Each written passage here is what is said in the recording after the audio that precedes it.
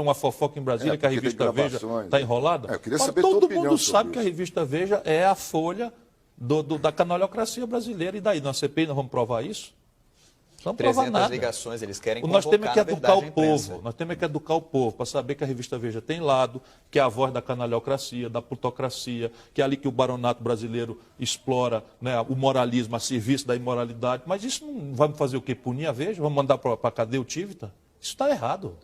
Mas fazê-lo ir ao Congresso, isso acaba sendo uma ação política, ministro. Sim, tudo bem que seja. Eu não gosto de ver o pior safado da imprensa. Eu acho que ele tem que ser denunciado assim pela imprensa. Porque esse negócio de igreja, imprensa, você começar a querer se meter, nunca deu certo na história da humanidade. Aliás, aqui no Brasil já derrubar o Império. Nunca deu certo na história da humanidade, é só isso. Né? E a tese de que o PT quer aproveitar esse escândalo? Vamos denunciar, e para denunciar a gente não pode ter rabo de palha. Então eu, por exemplo, estou processando a revista Veja. Não dá em nada, porque a justiça brasileira, em parte, tem medo dela também. Mas eu estou processando a revista Veja, estou processando a revista Época. Por quê? Porque eu não tenho rabo de palha. Mentiu contra mim, vai para o processo, mas é uma coisa civilizada. Eles vão se defender e tal. Esse negócio de constranger, eu não admiro isso. Pessoalmente, sou contra. Ministro, o senhor sempre foi um crítico da imprensa, principalmente da imprensa paulista. Mas crítico assim, como faz a imprensa. A imprensa me critica e eu critico os donos da mídia. Eu acho que o jornalismo é essencial como o oxigênio para a democracia. Agora, isso não quer dizer que eu sou um idiota, que eu não sei que a grande mídia brasileira é nepotista, pertence a cinco famílias.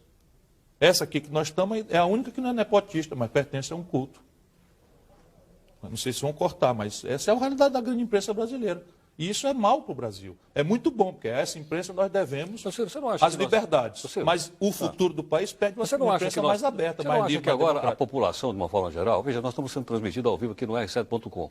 Quer dizer, nós temos acesso no mundo inteiro, nós estamos na internet, nós temos portal, todo mundo vê portal, todo mundo hoje tem o seu próprio veículo de comunicação. Se eu tiver acesso à internet, eu tenho o meu jornal, a minha rádio, o meu blog, nós todos aqui temos. Agora tem melhorado muito. Não melhorou muito, quer dizer, não tomou o monopólio da mão de Eu venho de um tempo, Heródoto, e você sabe bem, mas só para partilhar com os telespectadores, em que as primeiras duas frases que eu dei aqui dava cadeia para você e para mim. Viva o Brasil. Agora, a minha preocupação não é o que está bom, a minha preocupação é o que falta fazer. Para borrar a história do mensalão. Isso é a besteira da Veja. Isso é a besteira da Veja, que é a ideia de prove lá que você é ladrão, que eu sou também, e vamos deixar disso e vamos continuar aqui no escuro. Isso é que não pode. Agora, Ciro, no meio dessa situação toda que você está colocando... A Veja recebe 100 milhões de reais por ano do governo de São Paulo, através de contratos de material de gráfico e não sei o que e tal. Isso é que a gente precisa dizer para o povo. Qual é a isenção que a Veja tem? Mas Ciro, a gente também não está dizendo para o povo, né?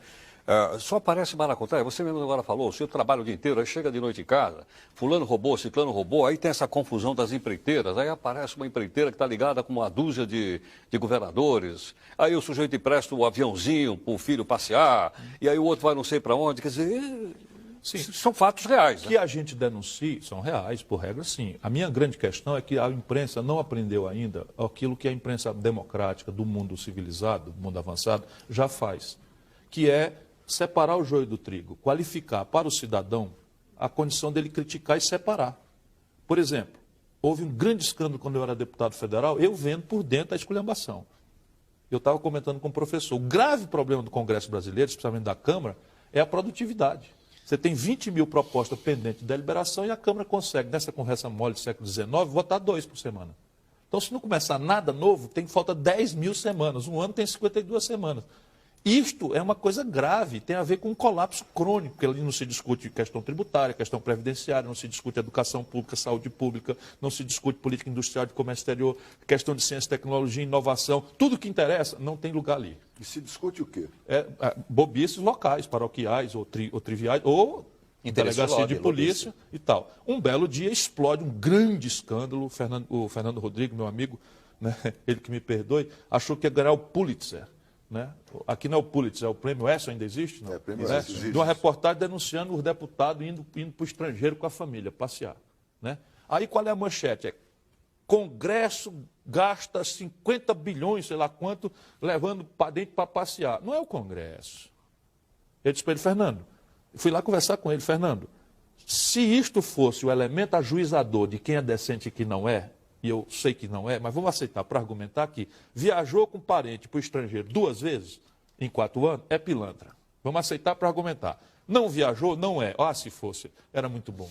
Né? Então, veja bem, 47% eu mostrei para ele, eu fiz o levantamento e mostrei, 47% viajou 2 vezes ou mais com parente. Então, tem 47%. 53% não viajou.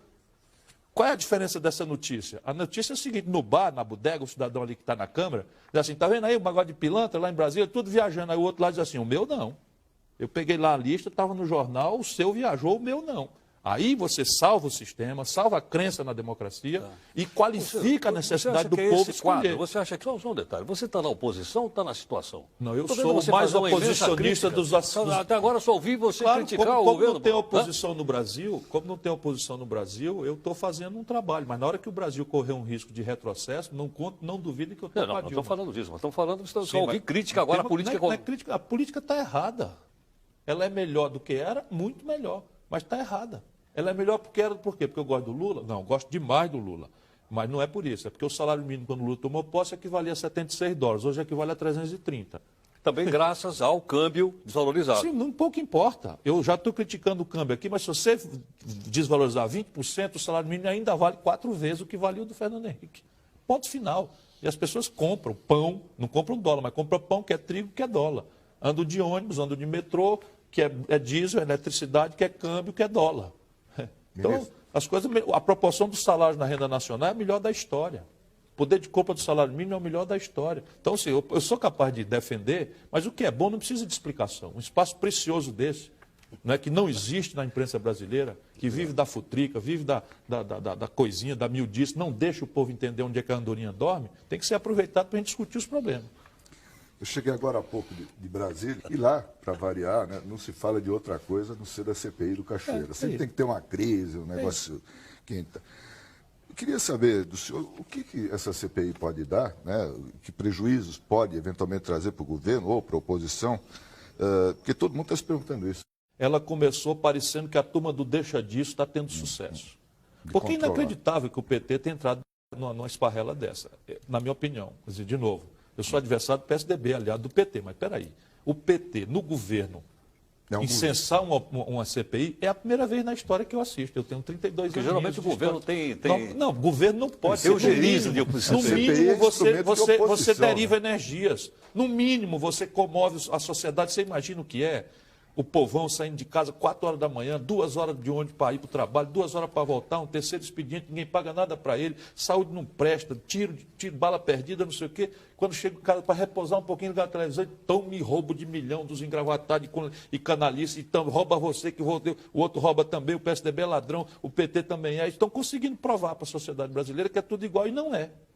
Então, veja bem, o lado do deixa disso começou a funcionar. Pode ser que funcione, é da tradição brasileira, e neste caso especialmente, não há o que investigar pela CPI. O Ministério Público já fez, o Judiciário já fez, o Demóstenes está cassado, assim, falta só o protocolo, né? O Cachoeira já está preso, o da Delta já pediu para ir ali na casinha. Então, a quem interessa essa CPI? Na minha opinião, o PT achou que tinha achado o santo grau de provar que o PSDB é ladrão.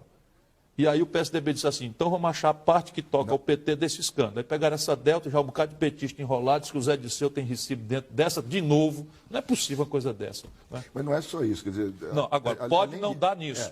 Pode dar numa coisa pior. O PSDB envolvido e tal, mas uma parte do PT importante está querendo também investigar a imprensa. Pela primeira vez... Mas investigar a imprensa numa CPI do Cachoeira só porque